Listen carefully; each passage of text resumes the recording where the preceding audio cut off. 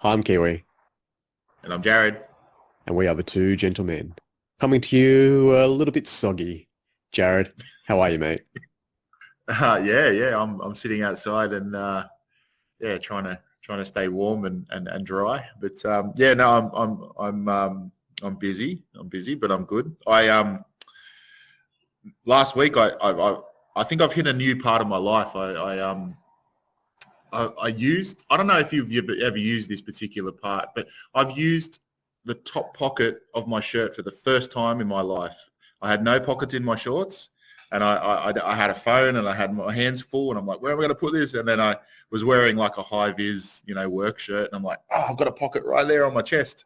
First time ever. I've never used it before. I thought it was only there for like cigarettes or pens or something, but yeah, it wasn't the greatest phone holder, but it did what it had to do. But yeah, I think I've sort of evolved into a new part of new age of my life using the top pocket of my shirt. But anyway, I You don't know have if you've ever shirts with a used top pocket. That's what surprises me the most. it. I know. I never knew I had one. And yeah, it surprised me. I was at the shops and I'm like, oh, what am I going to do? And oh, wow, this pocket was right there. It was like this, like the beacon of light. Jared, I commend your ingenuity, being able to do that. Mm. Very good Yeah, improvisation there. it's a little wins, mate. It's a little wins. How are you, mate? I've been a bit run down, actually, for the first time in a while. I've been really healthy for ages, and I've been using the metrics on my watch a lot. And it's been Mm-hmm. really helpful. So I use it to track my sleep mainly. Sometimes I check Yeah. my heart rate variability, which apparently is really important. And Mm-hmm. last week, I've been doing a lot of sport, which is great. I love it. I'm really energetic. But Yeah. last week, I was just feeling so run down, and I actually checked my app, and it said that I'm coming down with something. So it said, if you're going to do What? Really? exercise, yeah, you should take it easy. And it looked at my heart rate variability, saying how it was very low at the moment, and that, yeah, it's a sign that I could be coming down with something. So took it really easy for a few days. I missed jujitsu 3 times in a row. I've never done that since I started. Mm. I also skipped boxing in the park, which I normally do.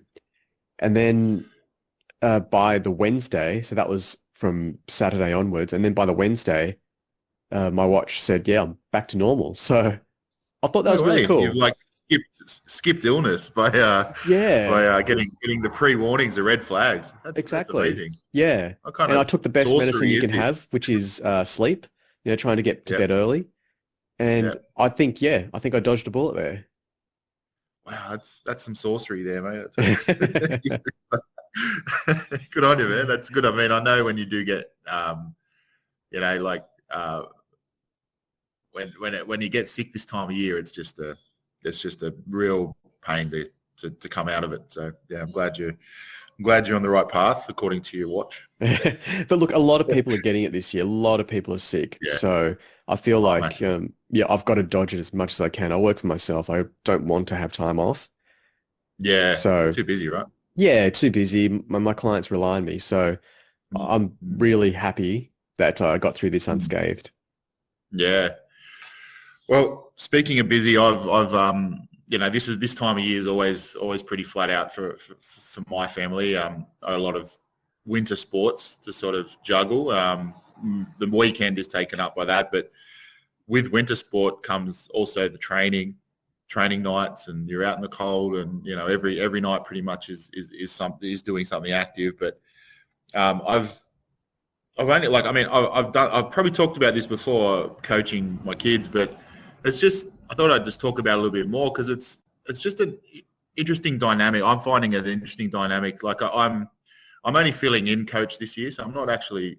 But I've done a few training sessions, and um, I don't know. It's just it has its challenges, and it would have its challenges for our kids too. Like all of a sudden, dad turns into this this person that starts telling you about sport, like start telling you how to run lines, start telling you what to do, like in a real sort of direct manner. I think it would be hard for the kids to sort of grasp that, and it's just for this hour, on a Tuesday night, for example. It'd be an interesting sort of to get into their shoes. But I know for us or for me, it they're different. That my kids are different when I'm coaching, and then when they're with another coach, they do things a little bit differently. It's just a hard thing to sort of manage, and I don't know if you've ever had that experience before, Kiwi, with coaching your kids, either in a team environment or in a singular sort of thing. It's pretty tough. Yeah, it can be. My experience is much different to yours because I partner up with Atlas in jiu-jitsu. So it's one-on-one. And Yep. it's really sweet, actually. A couple of weeks ago, he said he's learnt more from me than anyone else. And I'm a white belt. This is the blind leading the blind here. And he said that, and I thought, wow, thanks. That's really, really nice. Well, it's nice to know that the information that you're giving, whether it's white belt level or not, it's actually going in, and it's being retained. Sometimes I wonder, and because my coaching is predominantly in a team environment, I can't give that one-on-one to everybody or anybody. It's got to be a holistic approach, and I think I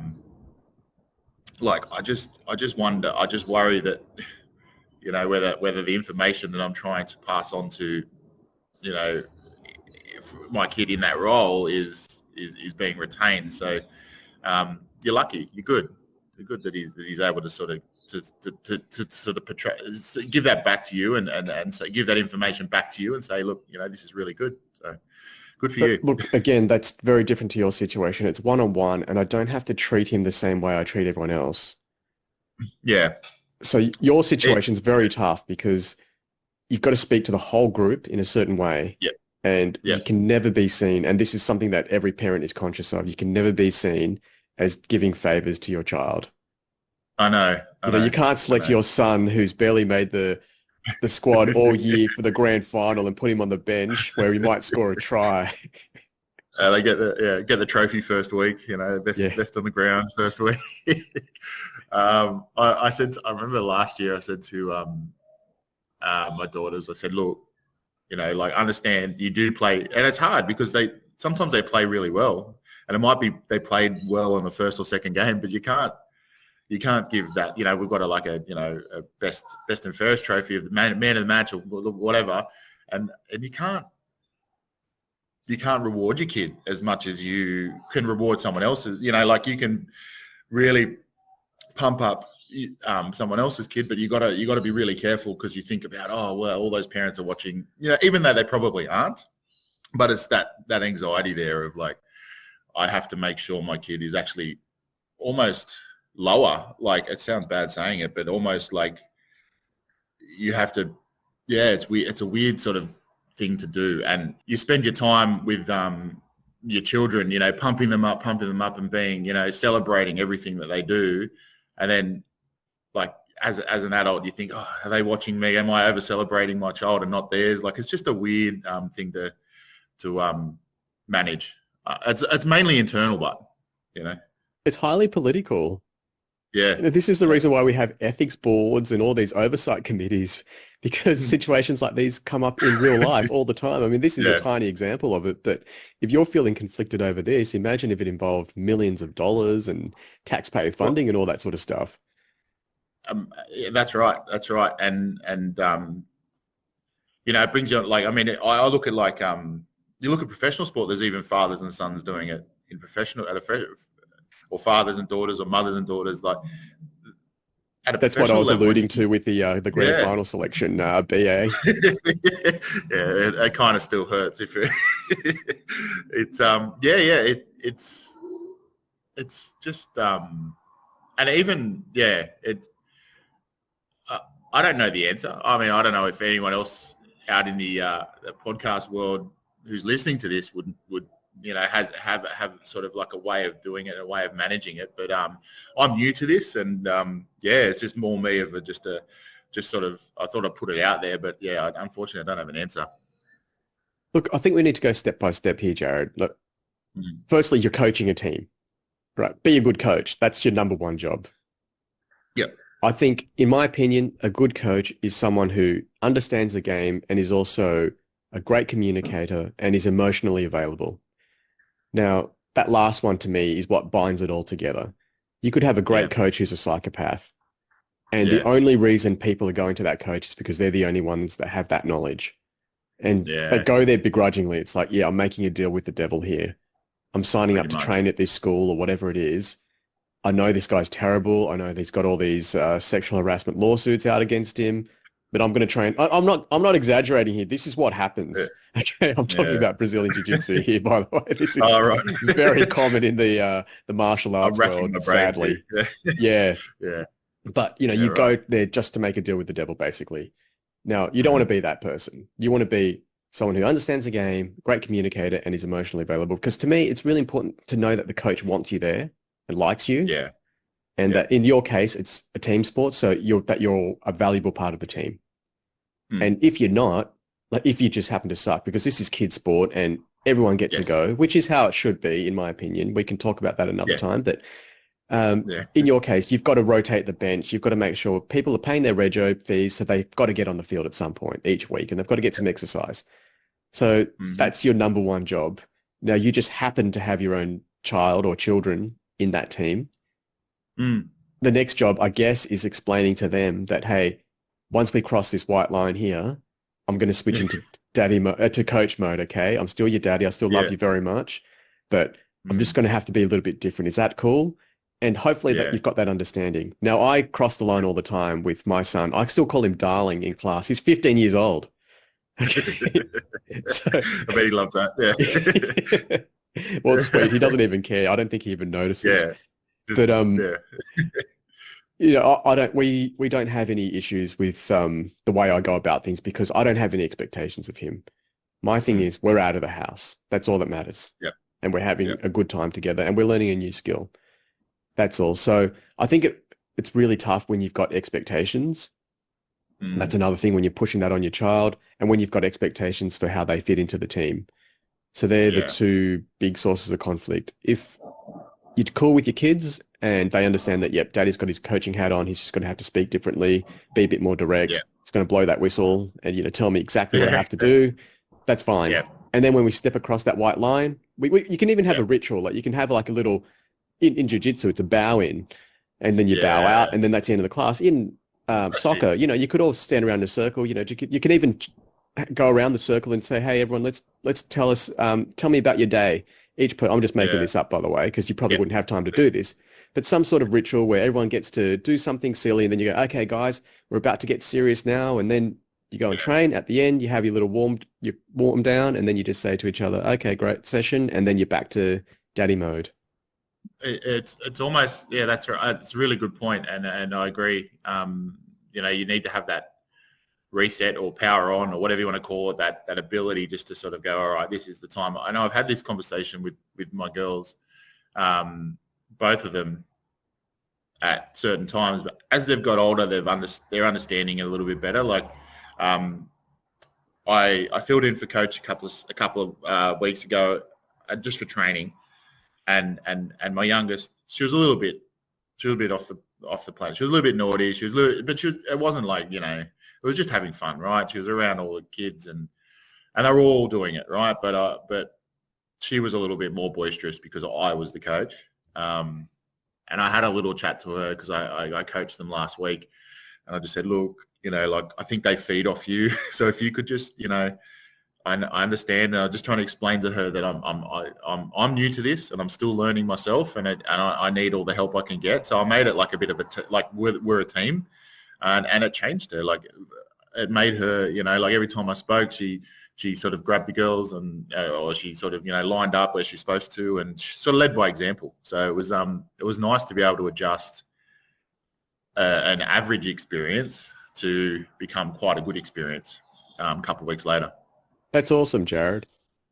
Mm. And I guess that extra responsibility of letting her know that, hey, you're part of the team. It's almost like you're part of the coaching team here.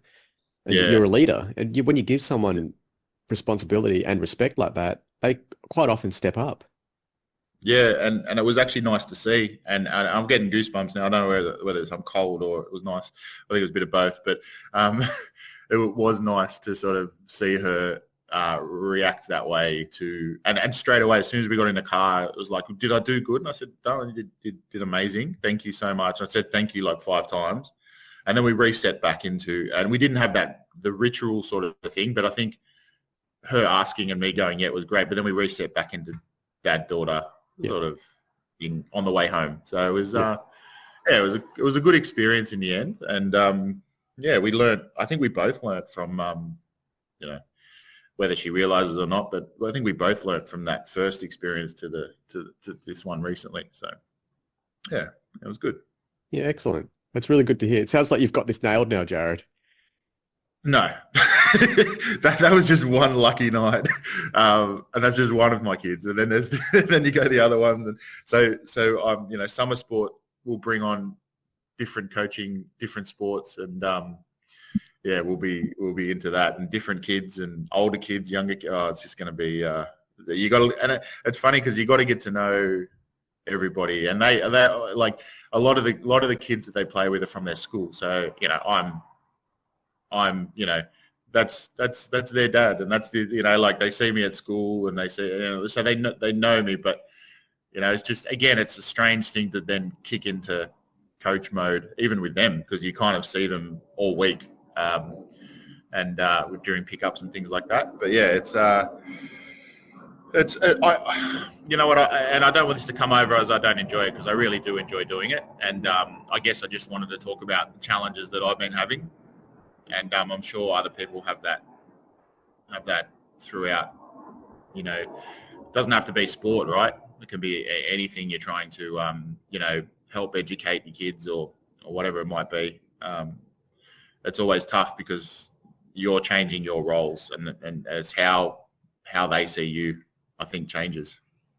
Yeah, I'm in a unique position as well, being a homeschool dad.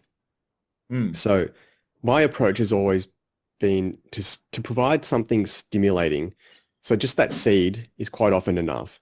But for example, yesterday, before I head off to work, I just messaged my son and said, hey, I want you to look into this company, right? It's, they're an aerospace company. And, they made the world's fastest plane back in the 60s. Just Google them. And that was it. It wasn't an assignment. It wasn't then you've got to write a 10-page report on them. You've got to tell me, who the founder of the company was and all this stuff. It was just that, hey, look into them.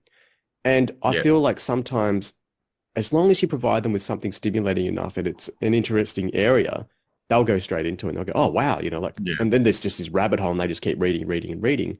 Well, we all know that happens. Yep. Yeah. So quite often, we get just the stupidest assignments at school, or, those reader books.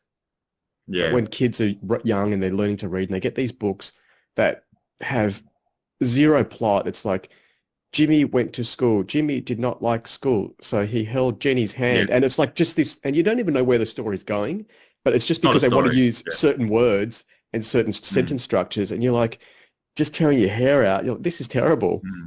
Yeah. But and then we think, oh, the kid's got learning difficulties, when they don't. They just can't get stimulated by that stuff. Yep. Yeah. So I think it's really important as a teacher, whether you're coaching or whatever, to give the kids something that is stimulating. That's a really good point. And actually, I did change up. So the other night I did change it up a little bit, and you're right, because when they do the same, let's just put it back into sport, they do the same drills at training, they're going to get bored with that. Like, yeah, they can do it. They can run around and they can, pass and defend and whatever. But if they do that over and over again, they're not going to be stimulated. So they're going to find other things, other avenues to stimulate their mind. And that might come out in, noisiness or being silly or whatever, not listening. So yes, the stimulant, I think, is the big key. You would have so many, being a homeschool dad, you would have so many little techniques, I reckon, that you could pass on to people that that you wouldn't even realize it. I think, I think because you've had to, the time that us as parents who send their kids to school and we go off to work and like whatever that might, we don't have to think about, their learning. Like their learning is, we think about it, but we don't have to do everything. Whereas you guys have got to stimulate and keep that going for, a period of, the whole time really. And yeah, you guys would have so many techniques, I reckon, that that people could use when it comes to doing homework and doing all sorts of things. I reckon you guys could write a book. I'm in a unique position where I'm a homeschool dad, but I'm also a community support worker where my job was essentially to upskill people. Yeah, So I've got a lot of understanding around how to communicate an idea to a person, how to model it, mm. but I'm also conscious of how hard it is to get a horse to drink. You just can't. I wish I had that power, Jared. I don't think anyone does. So Yeah, really, it's about making sure that someone's got that thing that they're interested in enough to want to do. yeah, So my son yeah, that does jujitsu with me, he's never looked at anything outside of jujitsu class related to jujitsu. So I'm on YouTube yeah, all the time. I've subscribed to something to get more tips because the best kind of student is someone who's self-motivated and teaches yeah, themselves and just uses yeah, the teacher as a resource. That's it. yeah, yeah, That's the best student anyone can have, right? They're just asking you questions and then they go off and do their own research. They practice it themselves and then they've worked it all out and then they come back only to get a little bit of guidance from you, just a little bit, if that, yeah, or just to use the facilities, right? yeah. Now, my son, he's interested enough to show up 3 times a week, and Wow. that's good Yeah, enough for me, right? yeah, He's not yeah. trying to be a competitor. He doesn't want to be a No, teacher. He didn't even know what the sport was before I mentioned it to him a year ago. We're just about to have done it for a year now. And that's fine. So if that's his level yeah, of interest, then I think he's doing pretty well. yeah. Well, But for 3 times a me, week to actually, yeah, that's great. That's yeah, amazing. exactly. And we used to do a lot of striking together, just down in the garage, and we'd never last longer than probably 20 minutes. Mm. You know, we do a bit of boxing, a little bit of sparring, then you go, okay, thanks, Daddy, I've had enough now. We're like, Yeah. okay, no worries. And you can't, keep someone down there. Oh, no, no, we've got all these drills to No. do. Yeah. So I'm True. learning how to play with what somebody's level of interest is. And I've got that in my Okay. support worker job where they're meant to learn these skills, but it's just not that important to them. And they'll just walk off halfway through doing a task. And you're like, Yeah. well, I'll pick up the other half and assign them another task to do. That's still important, but that they've Yeah. got more chance of being successful in because I want to do it. My dad taught me how to change an oil filter when I was like 19 or something. How many oil filters Mm. do you think I've changed in my cars? Zero. Okay.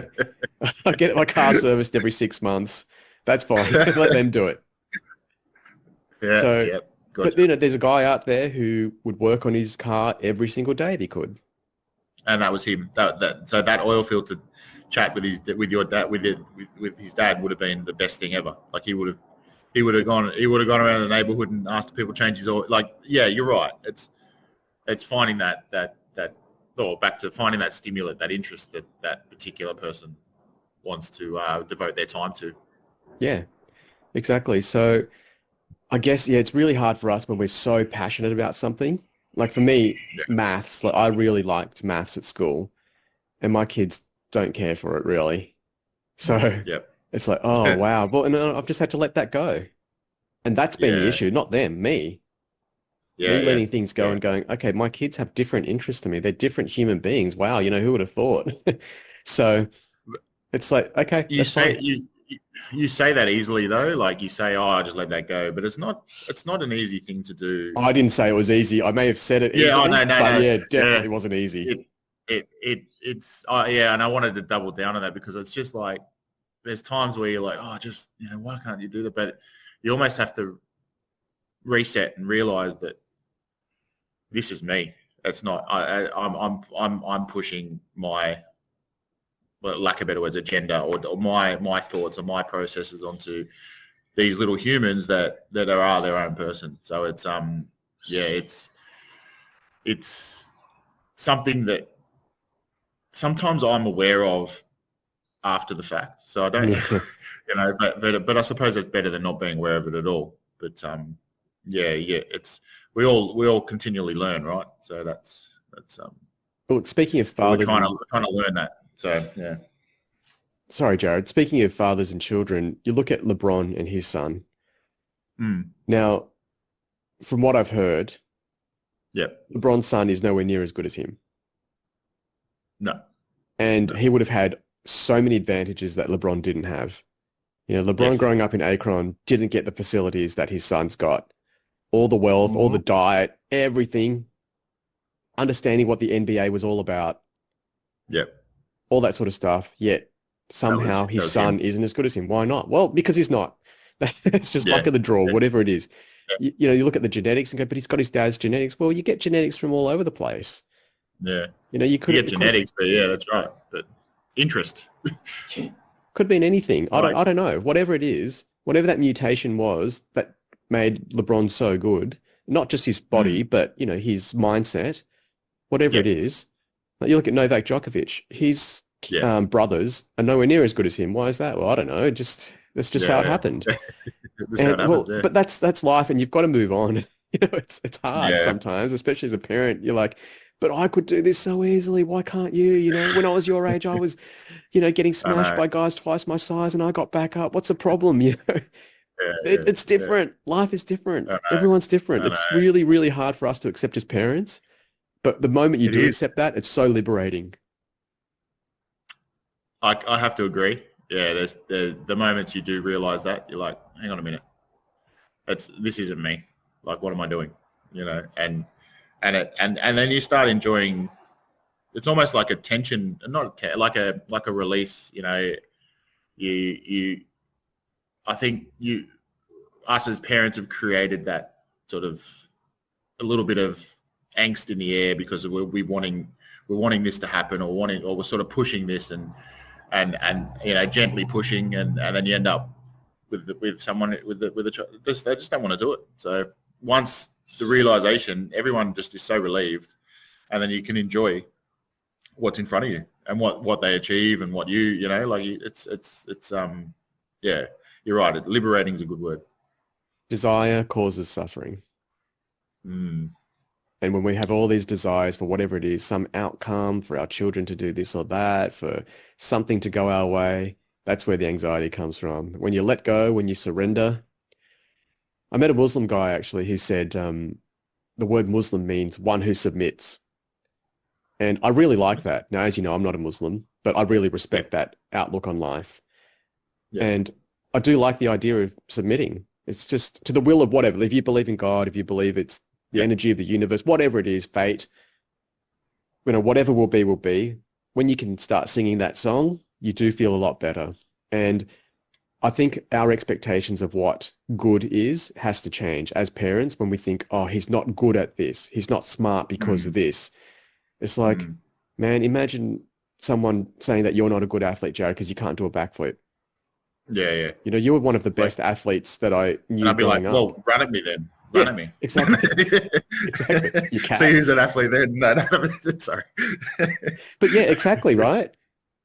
And Yeah. someone could say to me, "Oh, you know, you're only a good martial artist if you can do you can do a running jump kick and do the splits and break boards with your feet at the same time." And that's one of the tests when you're going for your fourth dan in Hapkido.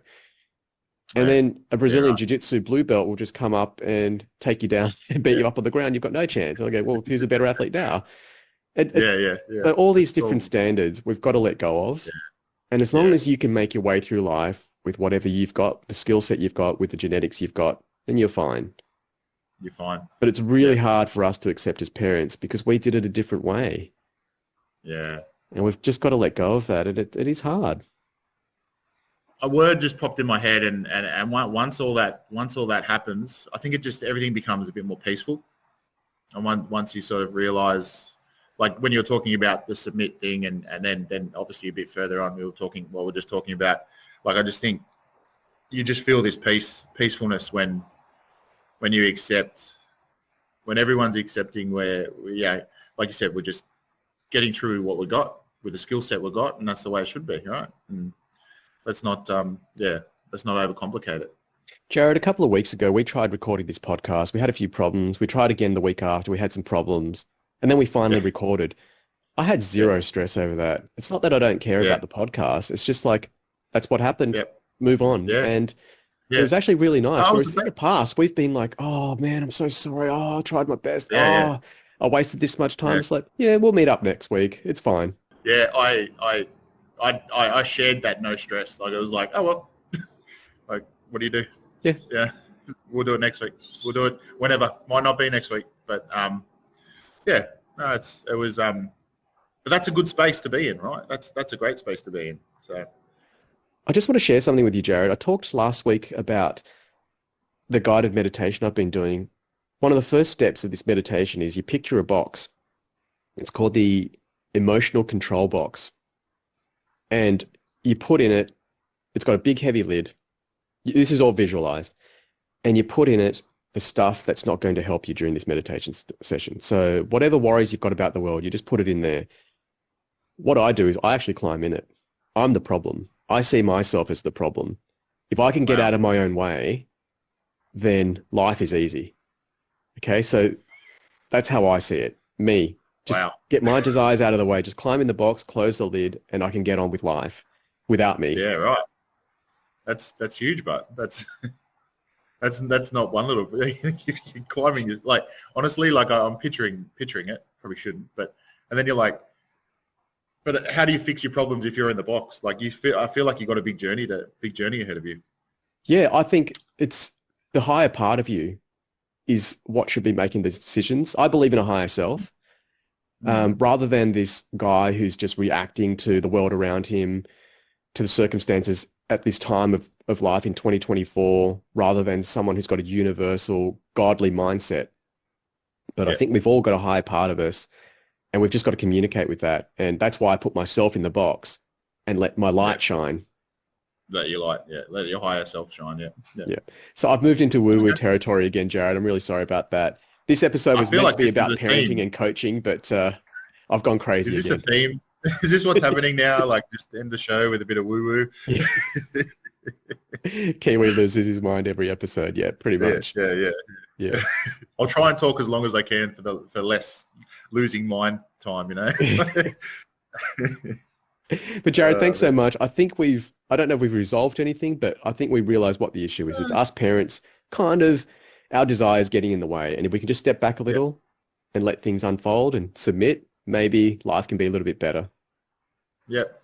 Life can definitely be a little bit more peaceful if you do. And you're right. I don't think we came up with the answer, but I think we whiteboarded as much as we could, and hopefully someone can take something out of it. No, I definitely have. If any of our listeners enjoyed this, please get in contact with us, and we love hearing from you. I heard from one of you last week, which was lovely. Let us know what you thought. Let us know all your thoughts about this particular topic, and if you just want to say hi, that would be lovely too. Thanks so much, Jared. Thanks, mate. See ya.